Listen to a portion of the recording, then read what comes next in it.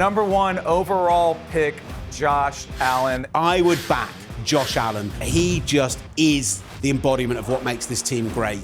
If it's not them and the Lions in the Super Bowl, somebody has messed up in a massive way. It's just too much torture for the Bills to go back to the Super Bowl and lose another one. It was a dirty hit. It was a blatant dirty hit. And there's a lot of people trying to say here in Houston that it was Trevor Lawrence's fault. No, it was not. A suspension or a fine was definitely required. I agree with that. But 3 games is a lot. The Chiefs, they have not clicked the entire season. They're the luckiest team in the NFL. I don't believe in any way at this moment the Chiefs can win the Super Bowl. Right, Brian, we have to start in Buffalo, in Orchard Park, where 35-10 victors in the snowdrift love to see a snow game against the San Francisco 49ers. They've beaten back-to-back games with the bye week in the middle. They've beaten both of last year's Super Bowl teams, and they've beaten them both handily. They've beaten all comers pretty much this season, certainly in the last 7 or 8 weeks. For me, this feels like the best team in the NFL right now. I know they top your Super Bowl contenders.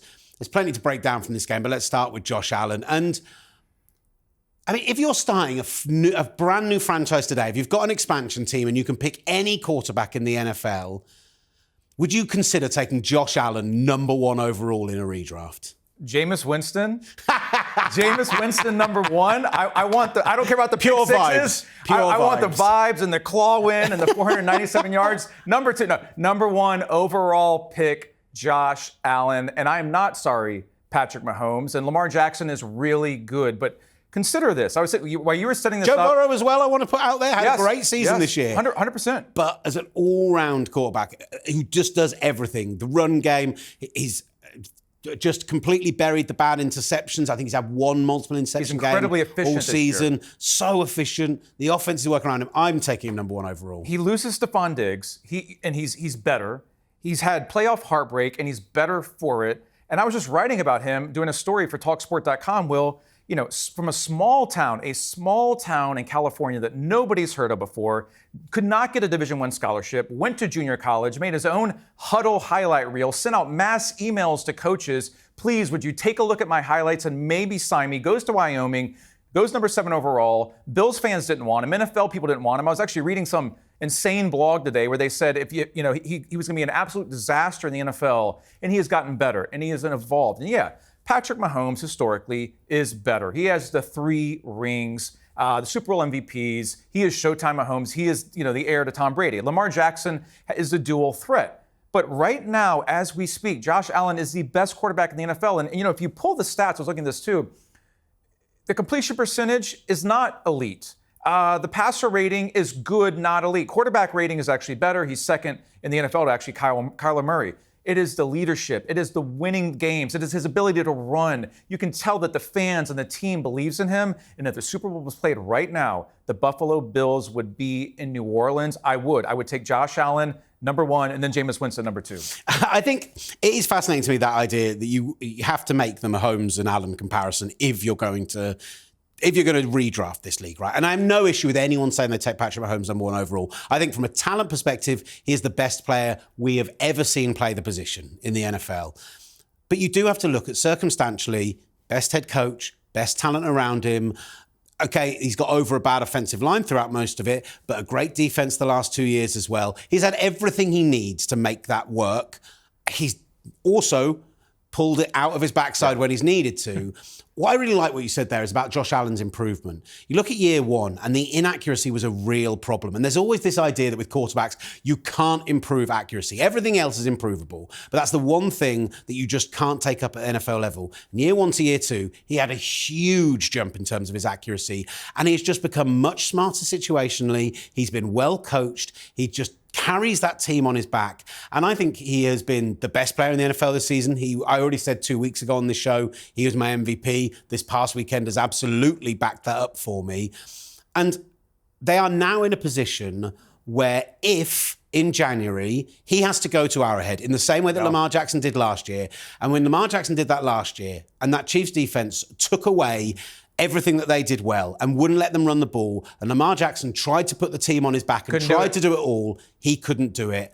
I would back Josh Allen to put this team on his back and carry them, even though this year the situation's been much better than him for him. Joe Brady, brilliant. Bringing in Amari Cooper, great decision. James Cook, great running back. All of that's fantastic. Really great offensive line. But he just is the embodiment of what makes this team great. And if it's not them and the Lions in the Super Bowl, somebody has messed up in a massive way. Like one of those two teams has dropped the ball massively if they're not there, or we've seen a big injury. Actually, this week I got a chance to speak with Travis Clayton. Travis Clayton, British offensive tackle, drafted in the 7th round this year by the Buffalo Bills via the International Player Pathway Program. He's been on IR. He's had shoulder surgery, but he's been around that building and around Josh Allen. And I asked him about the aura around the man and what makes him so special. Josh is a great guy. Even when I first came through the building, he introduced himself to me. He's just an amazing person overall. And I think everyone can see from watching football on TV, the ability he has is just off the scale. And he is truly an unbelievable footballer.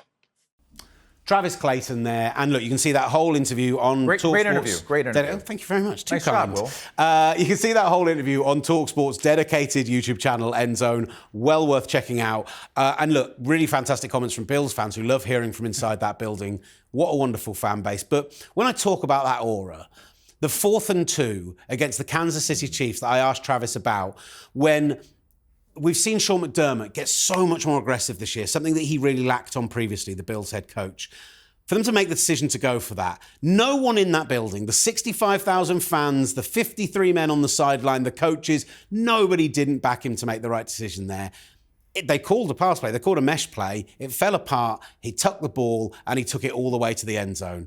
And then this week, not only did he have a phenomenal all-round performance, but we actually saw Josh Allen throw and receive the same touchdown, and not in a way of it got batted up in the air, he got lucky, he caught his own interception.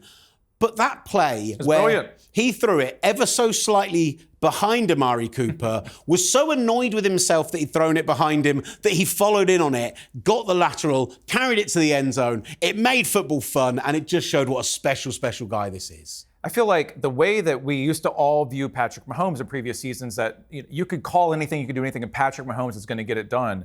That's what Josh Allen is doing right now. He has matured and evolved and learned so much.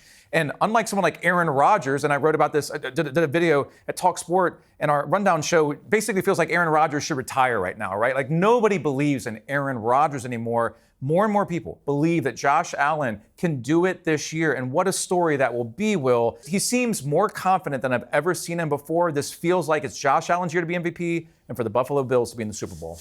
To give some love to the Chiefs, we did see Travis Kelce go for the... always seems to be Samaje Perine he's lattering that ball to, by the way. It worked this time. No flags on the play. Brilliant moment. And in a game, we're going to talk about them a little bit later on, that they had to have those moments because they came very, very close to losing to the Las Vegas Raiders. Really want to put a point on that. It's nice to know Mahomes is watching, but as much as he's presenting with this lovely tweet saying, "Oh, how much he enjoyed that play," there's a little bit of me that I think's annoyed that that's somebody else and not him making that moment. 100,000%. It just again continues to feel like something is off with the Chiefs this year, and I love that Mahomes is so on social media. He can tweet about the Kansas City Royals and the women's soccer team, and all the he follows everything, and I love that. But you can't tell me, Patrick Mahomes is the ultimate competitor. He has that Tom Brady vein in him. He sees what's happening. I love that Mahomes, the previous week, when they barely won, said, "We can't do this anymore." I'm paraphrasing him, but I need some blowouts, please, and thank you. I need a blowout. And then what happened this week? You can barely beat the Raiders. They should have put that game away. You needed a bad snap from Las Vegas. You know that he's watching Buffalo and he's watching Josh Allen. It's like, that's what we used to do. We used to have fun and we could get everything right. The Chiefs can't do it this year. And I think that really is what sings to me about those teams at the top of the NFL right now.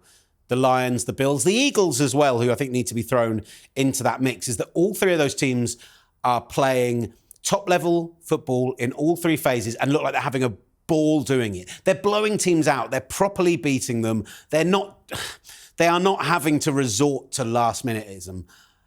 From my perspective, I just have to look at the Bills and that record and the fact that they're 4-4 with the Chiefs during the Allen and Mahomes era, but 0-3 in the playoffs. Let me ask you this, though. Does the upcoming schedule scare you at all, though? Because the thing that I'm still waiting to see this year is separation. Like there's no parity this year. You're either really bad and you're tanking, or you're meh, or you're 11-1 and you're 10-2, but there's still no real separation. We're still waiting for Detroit. We're waiting for Buffalo. We're trying to see what's going to happen with Kansas City. The Bills' upcoming schedule is still pretty darn rough, Will. And I just know if I'm a Bills fan and I'm part of the Bills Mafia, I look at that thing and you're still a little worried that, just like Detroit, that it's going so well, but could we have the Super Bowl now? Do you know what? It's only that trip to the Lions that scares me. The Bills, even with the Rams ascending and Sean McVay and everything happening there, the Bills should go there and beat them. And then they get the Patriots twice and the Jets. Yeah. Their divisional games, of course, rivalry, form out the window of the Lions, rubbish. The Bills will thrash those three teams or those two teams three times what if that Lions by a combined game score of 60 or 70 points. What if that Lions game is for a number one seed? What a game that would be. Absolutely unbelievable. Look, I've got the Bills. I've been saying all along, I think they take the number one seed in the AFC. We still need the Chiefs to lose a game. Yeah. Steelers Christmas Day. They need to probably lose one more because of that Lions game. But the Bills, sensational. Right, let's get the thought of a man who it's cheesy when people say needs no introductions, but this is someone who's been writing about the NFL for almost 5 decades, is a Hall of Fame voter, and is one of the best followers on social media you could possibly find. Also a former colleague of Brian's, which puts him in the same rarefied air as me. What a wonderful thing to be. John McClain is with us. John, how are you doing, sir? Well, I'm doing great, but I definitely need an introduction into the UK.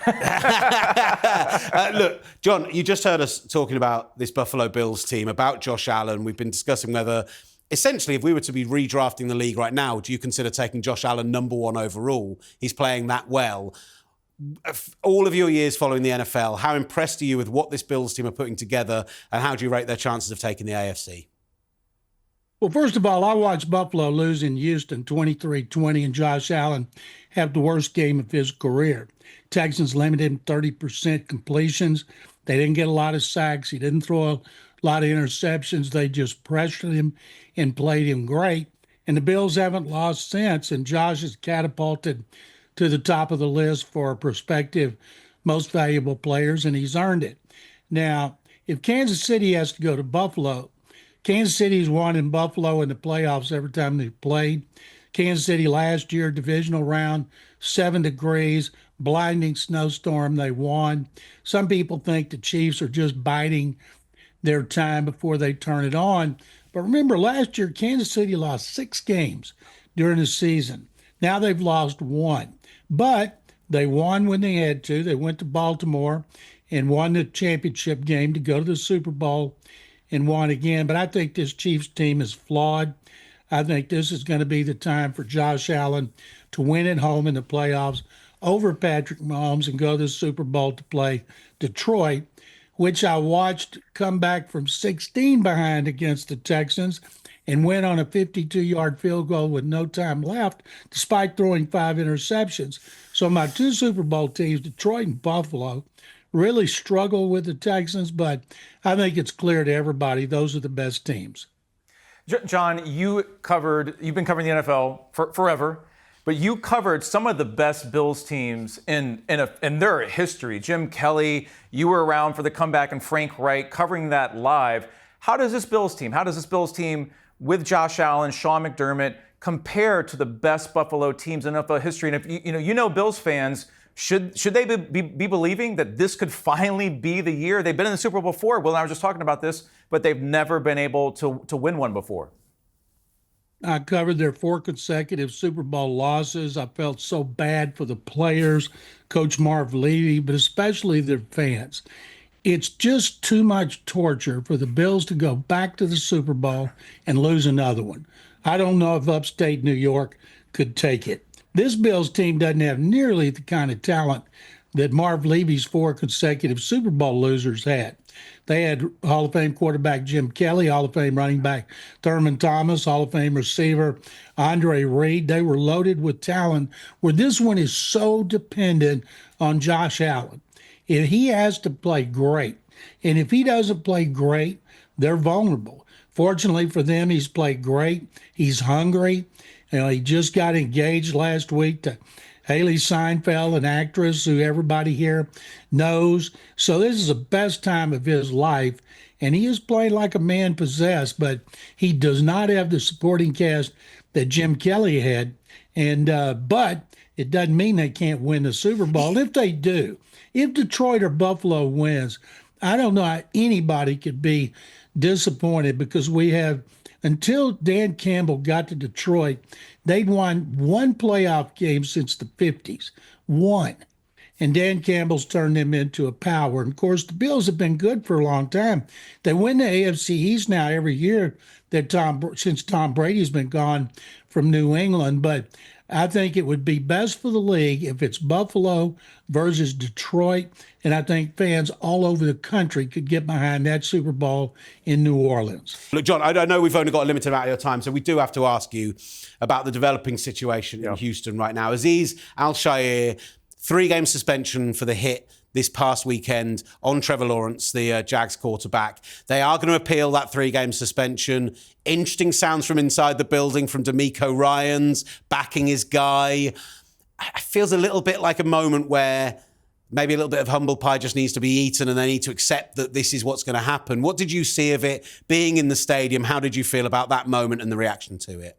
It was a dirty hit. It was a blatant dirty hit. And there's a lot of people trying to say here in Houston that it was Trevor Lawrence's fault. No, it was not Trevor Lawrence's fault. Watch it in slow motion. He started his slide. When a quarterback starts to slide, a defensive player knows to back away. Not only did Al-Shaair not back away, but he went in with his forearm. And it's interesting to me because the guy that hands out the discipline in the NFL, John Runyon, who started his career with the Houston Oilers, then went and got famous with Philadelphia, was known as the dirtiest player in the NFL. So who would know cheap shots better than John Runyon? So they suspended him for 3 games. He will appeal, maybe get it to 2. Those 3 games are a killer. Coming off their bye week, they play Miami, Kansas City, and Baltimore in a 10-day span. And D'Amico Ryans said after the game, when they gave up 2 touchdown passes in the fourth quarter after being ahead 23-6, how much they missed Al-Shaair. Well, if they missed him against the Jaguars, they're damn sure going to miss him against the Dolphins, the Chiefs, and the Ravens. And what's interesting to me is the way he's being portrayed around the country by people who don't know him. In the locker room, he's a really quiet, nice guy, team leader. Players love him, team captain. And when D'Amico Ryans supported him, you have to do that. When you're a coach talking to the media, you're not talking to the media, you're talking to your players. You don't care what people around the country say. You want your players to listen, and you want your players to know you've got their back. Now, I thought he went overboard and gave the Jaguars players, he ripped them for starting a fight. And I tweeted that I covered every game he ever played. And watching him as a player, if he'd have been close by, and his quarterback, Matt Schaub, had been cheap-shotted like that, he wouldn't have stood around with his hands on his hips. He'd have been all over the perpetrator.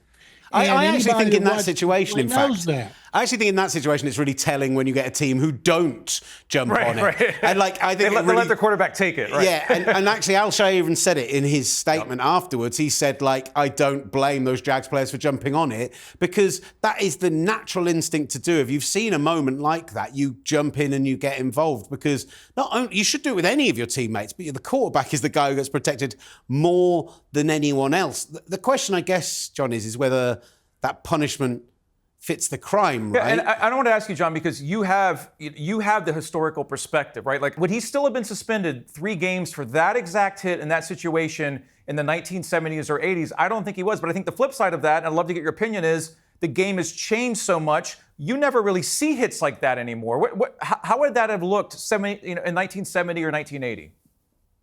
People would have yawned and gone back to the huddle because it was not against the rules.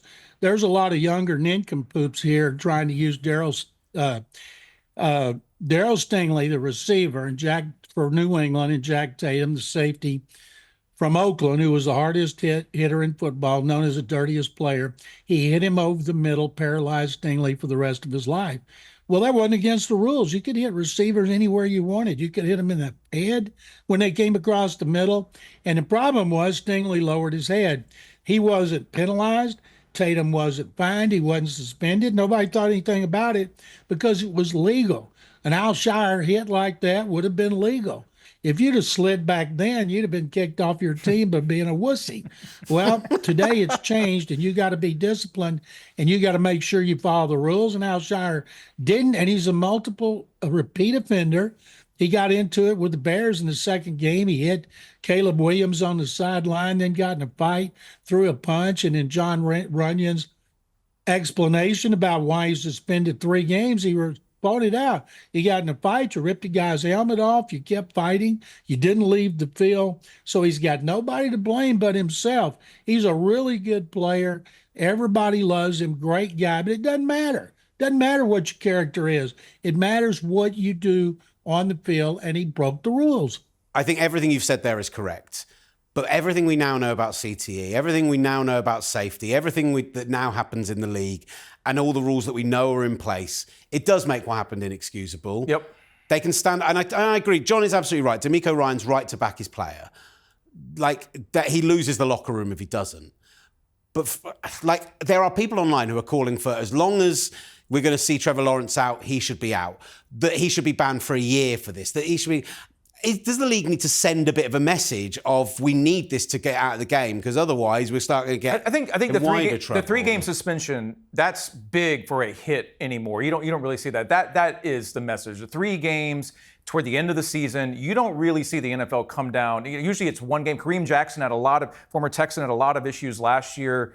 You don't see a 3-game suspension anymore. That is a large suspension. That's almost a quarter of the season. So do the NFL need to say no to the appeal then? Let's ask the general.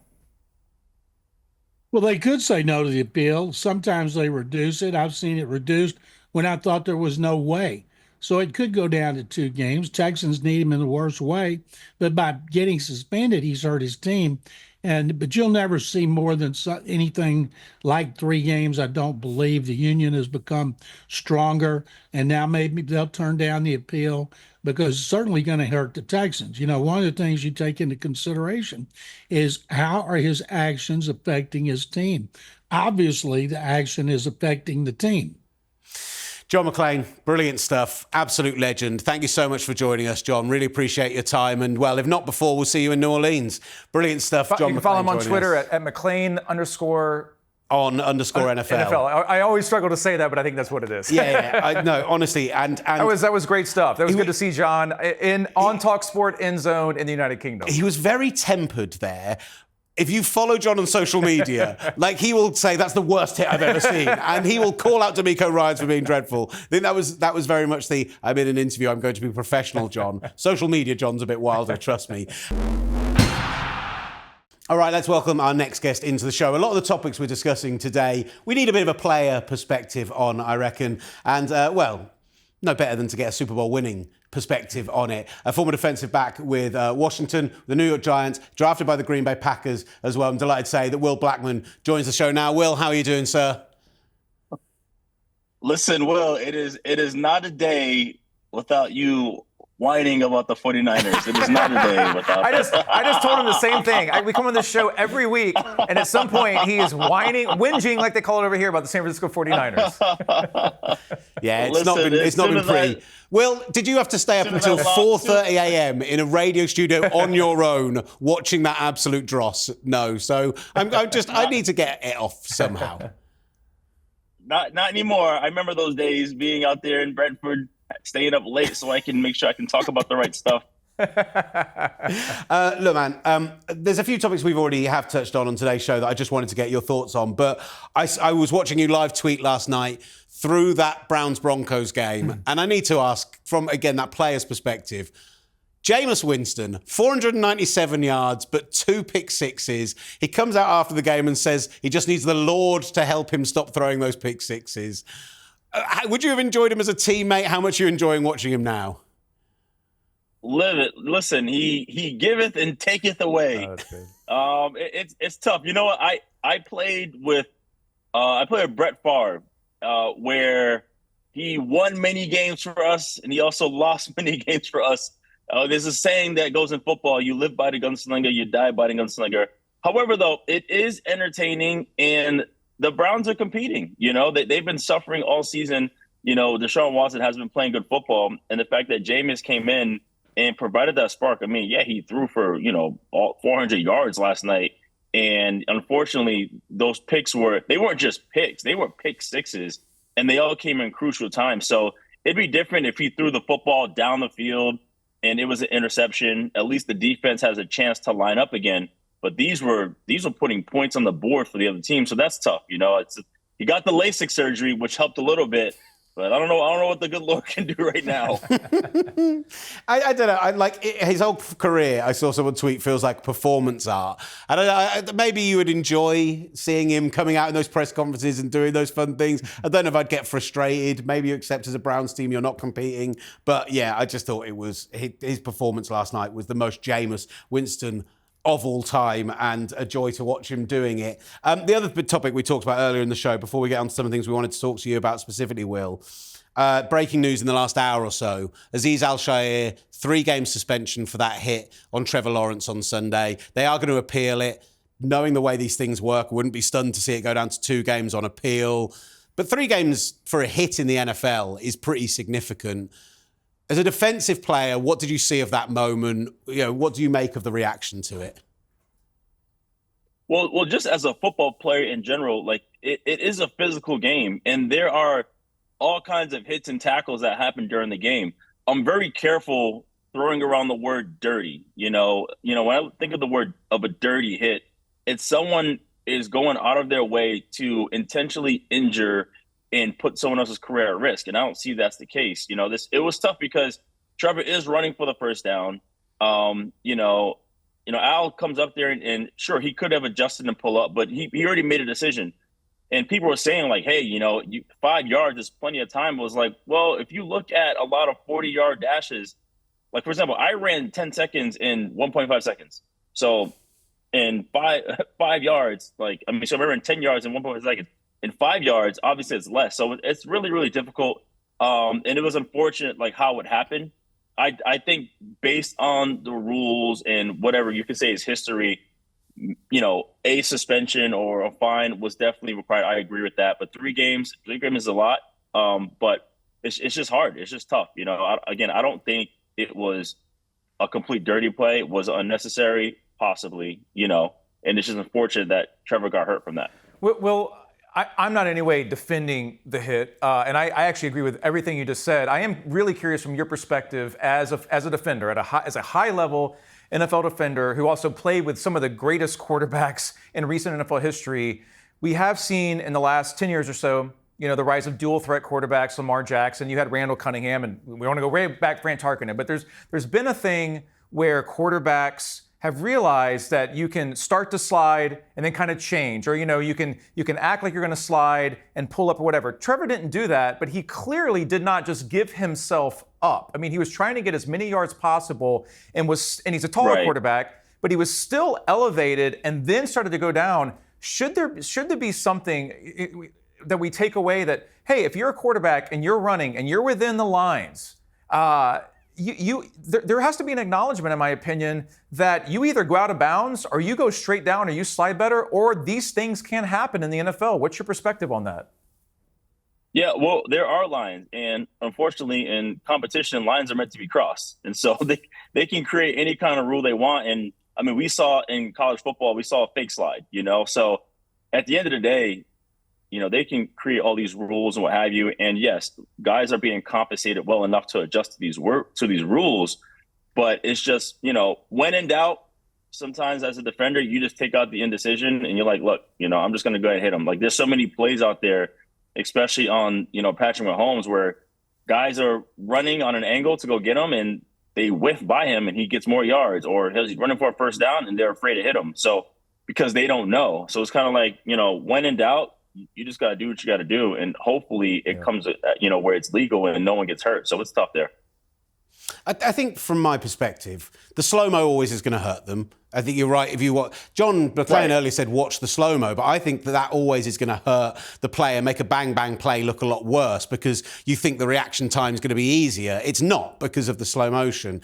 for me as a fan, as not as a player, like, I have this difficult dichotomy in my head of saying, one of the things I love about the sport is the violence. One of the things I love about the sport is seeing a safety come up in that hole and hit a running back and drive them into the floor, and hearing the crash of pads on the cameras. And that is part of what people love about the sport. And yet, obviously, you never want to see anyone get injured. You never want to see people get head injuries. So I think there's a lot of hand-wringing going on right now, but actually, if you took it out of the sport entirely, it's not non-contact, that's going over the top. But if you tried to take that out of the sport entirely, it's closer to flag football. It loses part of the essence of it for me. Right. Yeah. You enjoy, like, as a fan. Like, I was a fan first before I became a player, and I was a fan even while I was playing. I was playing with a lot of guys I was a fan of. So it's in the case where you want to, be physical, but you don't want them to be hurt. I don't believe there are many, or if any, players that are truly trying to end someone else's career. Like, yes, when I'm playing and if I'm going to hit someone, yeah, I want to inflict pain. I want them to feel it, but at the same time, I don't want to put their career or their life in jeopardy. Like, that is never the intent. You're trying to win a game. You're trying to be physical. You want to do these things that are required within the sport, but in no way, shape, or form, it's kind of like a code, it's like brother code, brotherhood. Like, no one in there is trying to go out there and truly end someone's career or life. That's why, like, if you want, I'm a big boxing fan, as you know, Will, and after these guys just beat their heads in, what do they do after the match? They hug each other, because they know, hey man, we both went through a hard training camp. We knew what it took to get into this ring to go against each other and beat each other's heads in, and we both came out unscathed. Like, a lot of times before games, when we, guys are saying prayers, whatever, we always pray that both teams come out the game healthy. We don't want any injuries, but it is a physical game, and that's the tough part about it. You just mentioned boxing and being a fan of it right now. I grew up in the NFL, just playing, Little League and middle school and high school. You realize how violent the game is. You played at the highest level possible. Boxing is violent. MMA is violent. How would you compare the NFL and being a boxing fan to boxing, to MMA? Do fans underestimate how violent, it is to actually be on an NFL field? Yeah, it really is. But that's why it is crucial when it comes to being technical. The first thing that my father taught me when I was really young, even like 7 years old, he taught me how to get hit. That is an art in itself, is how to get hit, understanding that process. And then too, like, at the very youth level of football, our coaches then really stressed on the technique on how to tackle, because you want to be safe. You want to protect your head, protect your neck. This is the proper way to tackle. So I really learned really young at a fundamental age, like, how to properly tackle. And that is a lost art. Guys just getting out there, running around. You still have guys that are in their 20s leading with the crown of their helmet. Like they always say, hit what you see, but it's not being taught. So and in any sport, boxing, you're taught to roll with the punch. You're taught to, you don't want to lean, you want to go with it. Like, there's so many things technical that's going to save you, but at the end of the day, if you get hit right, it's not going to be good. We went deeper on the Al-Shaair thing than I was expecting there, and there are a few other things I wanted to get to, but Will, great thoughts. Really appreciate your time on it, man. Can we just see this moment from Ja'Marr Chase after the Bengals-Steelers game this weekend? Because fascinating little moment from him in the locker room. Did you feel like y'all offensively had to score every drive, given kind of how the game was going, especially early? Did you feel y'all pressing to kind of get as many points as possible, given how the back and forth was? That's kind of our expectations now. How tough is that to play on a game in and game out basis, knowing you as an offense don't really have much of a margin for error? Got to find a way. Ja'Marr Chase speaking after the Bengals' heavy loss to the Steelers this weekend, 44-38. It finished in the end. And look, Will, you're on the defensive side of the locker room. You've just given up 400-plus yards to Russell Wilson, who we've heard for 4 years is spent. You, week in, week out, you're watching Joe Burrow be an MVP on the other side of the field, and yet you guys are just not getting stops. How can you, have the best player on the other side of Ja'Marr Chase in an interview essentially admit that they need to be better, or that it's their reality now that they know the defense aren't going to stand up? How does a locker room react to that? How can they come together on a Monday and come into work and say, we're all still brothers, we're all still going to play together to try and win this Sunday? Yeah, well, I mean, that's honestly been the narrative for the Cincinnati Bengals all season is their defense. Even going back, to the game versus the Washington Commanders, where they lost the game late to Jaden Daniels on a deep pass to Terry McLaurin. So, that's been really tough. But I tell you what, they know what it is, and they'll come together and they'll figure it out as a team. So I don't see any problem with it. He doesn't call anybody, but I feel like, they understand what's going on. The problem is. It's always just fascinated me. Because you can ask a player 1,000 times in their career, oh, how frustrating is it seeing that the other unit isn't doing the job? And they're always going to back their guys, right? But in retirement, do you think back to times where you think, man, we were a great defense and we just needed the other side of the ball to get 25 points a game and we could have been a championship team? Yeah, I've been on both sides where, offensively, we did some great things. Defensively, we didn't. And defensively, we did some great things. And offensively, we didn't, and it's not a matter of to go out there and call people out in media. It's something that's understood within, because when the guys care, we know what the problem is. And I think right now with the Bengals, they know that's a glaring issue, especially you have Joe Burrow. If the Bengals had a winning record, Joe Burrow is the MVP because he's playing out of his mind right now. Mm-hmm. He has the most yards passing. He has the most TDs. He's only thrown 5 interceptions. He has the most attempts and the most completions. So clearly they're throwing the hell out of the football. And so the defense, they know, hey, we always say as a defense, if we just need to if we can just hold our opponent to 17 points or 20 points, when we have Favre and Aaron Rodgers, we knew we were good. We didn't get to talk Washington, we didn't get to talk Rodgers. There was so much we could have got into, Will, but we need to let you go. We know you've got a busy day ahead of you. Check out all the great stuff Will does. Yeah, great stuff. His radio show now is excellent on social media as well. The brilliant Will Blackmon.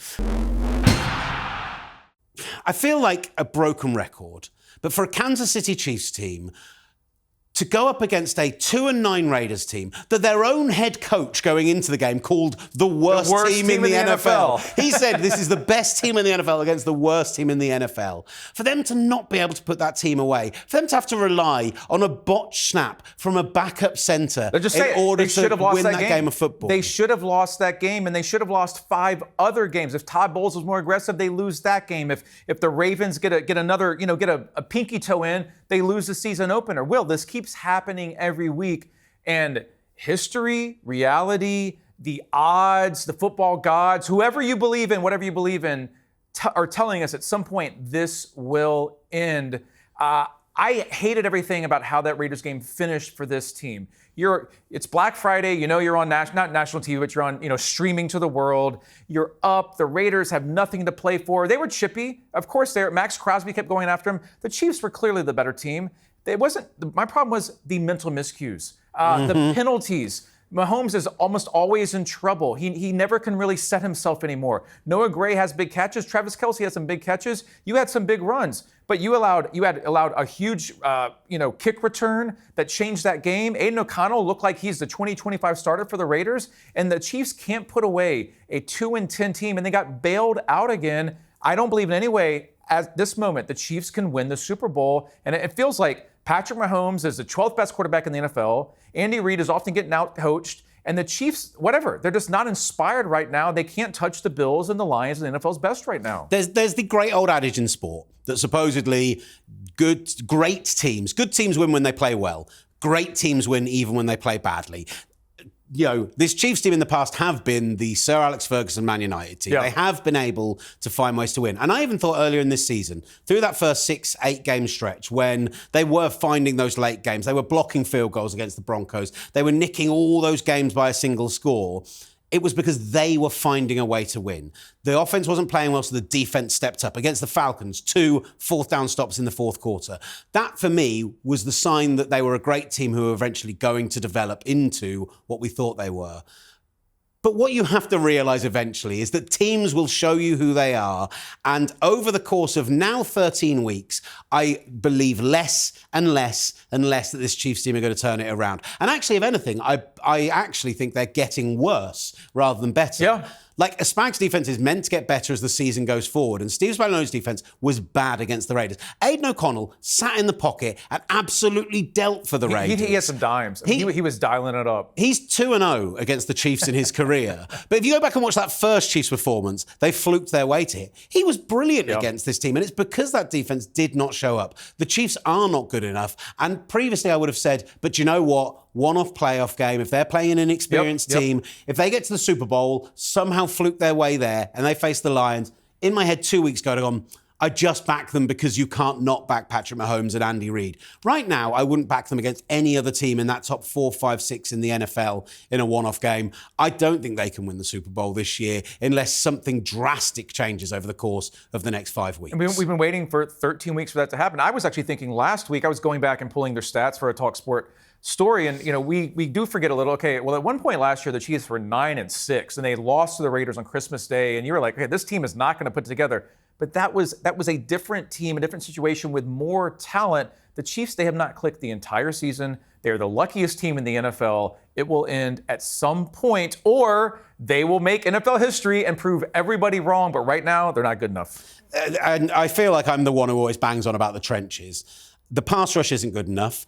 Chris Jones was their best edge rusher. He's a defensive tackle. He admittedly had probably his best game of the season against the Raiders, but it required them moving him all about the formation. He was the only guy they had who could get any penetration. Also had a few offsides penalties, right? Because he's trying to jump every single snap. Because he knows he's the only guy, and so he's trying too hard and trying to do everything. I thought the offensive line is dreadful. It's bad. And honestly, and this is going to be absolutely sound like a bitter pill, and I will absolutely take it. I love that officials, when it comes to the playoffs, as a rule, hold on to their flags. They like to let guys play because they know they're on the biggest stage and they want to be as entertaining as possible. This Chiefs offensive line has been bad for a few years, gives away a lot of penalties, and yet against Nick Bosa in the last 2 Super Bowls, here we go. 49ers thing. They haven't given up a single penalty in over 120 minutes of football because there was an overtime as well. It's ridiculous. But if that offensive line plays like this in the playoffs, they're not getting past the wild card round or the divisional round. I've never seen, and I feel like I've watched almost every Mahomes game and all the playoff games. I've never, and I love Mahomes for the record, UK, America. I love Patrick Mahomes. But I've never seen Patrick Mahomes appear this unsteady. He can rarely set his feet. He's always throwing on the run. He's always having to scramble. He's off target a lot because he doesn't have the time. It's all off right now, Will. Does it feel like one of those seasons where we're going to get to the end of it, where they're going to lose, if they lose the 1 seed in the wild card round or in the divisional round, somebody's going to come into the Chiefs, somebody's going to come into Arrowhead, beat them, and you're suddenly going to hear Mahomes has been carrying a high ankle sprain. Mahomes has been carrying there'll be that injury that Travis Kelce has a broken heart, and that's what's been they've been covering that up all season, and it's not something. I mean, we've had shows titled this for talkSPORT End Zone. What is wrong with Mahomes, and the Chiefs don't deserve to be undefeated. This has all been valid and accurate so far, and it'd be different if we were the only people on planet Earth saying this. Every NFL fan can see this. When I go write stories and I go look in the reader comments, everyone's like, how come they haven't lost 5 games? It's all smoke and mirrors. And obviously they want to mention that it's all rigged and it's all scripted and the refs are bailing them out because that's a huge thing on social media right now. But factually, statistically, they are not that good. They could easily, if they're 11-1, they could easily be 7-5 or 5-7 right now. And how long can this continue to happen, especially when Patrick Mahomes is the 12th best quarterback in the NFL, the 10th best quarterback in the NFL, when it looks, he's almost always on the verge of going down, of getting hurt, of twisting his ankle. I think it feels like right now, again, they have run out of magic. Right, let's talk about our extra points. And I'll do mine first because I just had a bit of fun with the 49ers when it came to talking about the Chiefs. San Francisco go to Buffalo, lose 35-10, back-to-back blowouts, worst 2-game stretch of Kyle Shanahan's era as the San Francisco 49ers head coach. And this feels very similar to the 2020 season. Both those years, they came off the back of a loss to the Chiefs in the Super Bowl. They came into the next season, had horrible injury luck, and just completely fell apart. I want to tackle this from a 2-tier perspective, right? The first one is to send a message to the 49ers. But then the second one is to send a message to the 49ers fans about why there are reasons to be cheerful. The floor is yours. I think they got this entirely wrong this season. I think not going and getting new blood in the building, of not bringing in a defensive coordinator from the outside with new ideas, a special teams coordinator from the outside with new ideas, by becoming way too insular, that just prevented them from growing as a team. You add to that the Brandon Ayuk holdout, the Trent Williams holdout, the Ricky Pearsall shooting, which slowed down everything in those last 2 weeks before the season started. They came into this year already way behind the 8 ball. Christian McCaffrey, tendonitis, misses half the year. All those things set them behind, and yet they never adjusted. They never learnt, they never fixed those problems, and they had plenty of time to do it. if I'm the 49ers right now, and there have been some horrible situations with that team, and you have to feel sorry for a team where they lose their best corner for 4 games because sadly his child passes away, where we hear this horrible news about Trent Williams, just like those things you have to feel sorry for them for. But they need to shut this team down. They need to put every starter from a broken ankle on Fred Warner to Trent Williams to Brock Purdy, everyone needs to go on IR. You kill the season now, but you know that all that talent's coming back next year. Yeah. You know you can go and get new coaching. You know that there is still a nucleus of phenomenal players here and a genius at head coach, and you just say, this wasn't our year, put it in the books, 2025, they'll probably still be Super Bowl favourites out of the NFC, knowing how the bookmakers work, and tackle it again next year. Just accept that this is a blown year. And I will also add to that, you didn't have Christian McCaffrey basically the entire year, and he is your guy. Without him, they're not good. There's another team that should just shut it down, and basically has already shut it down. Will the Chicago Bears? I don't have time. I don't have time to get into Matt Eberflus and getting called out in the locker room by a player, and then he's doing a press conference, and then they fire him basically during the press conference. I don't have time to do all that. This is a fact. Caleb Williams is very, very talented, and I've been hard on Caleb Williams, but I've also pumped him up. He can clearly be a franchise quarterback. He's only going to be a franchise quarterback. He is only going to make the playoffs, win a championship game, make the Super Bowl with a good, not even the greatest, a good head coach. This is the Bears' shot, and it might be their only shot because they screwed it up the first time.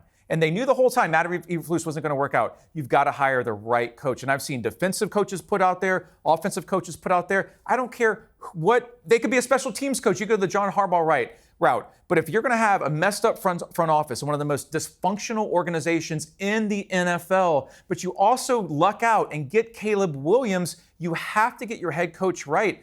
I can't believe they made it this far with Matt Eberflus. Here is their shot. Great fan base in Chicago, great sports city in Chicago. The Bears have been waiting decades to have it's like Jim McMahon have a franchise quarterback. Hire the right bleeping head coach for Caleb Williams, or you're going to screw Bears fans forever. It's amazing we've managed to just talk about the Bears for as long as we have without mentioning that somehow the end of their game was even worse than the end of the Raiders game this weekend as they completely botched it. But the coach is gone. That cost him his job. And, it's going to be fascinating to see what the Bears do next season. One man who's not going to lose his job anytime soon is the brilliant Brian T. Smith. Thank you for joining me through the show. Thanks for having me on, Will. Today. Yeah, great guest today. I really enjoyed our guest, and we're starting to get a lot of comments and people firing back, good and bad, all over YouTube, which is exactly what we want. So this is fun to put together every week. So whether you're listening to the podcast, check it out on Spotify, check it out on all your podcatchers, give us a rating and review there, or on YouTube. If you like today's show, give us a like, comment, most importantly, subscribe, and we'll be back next week.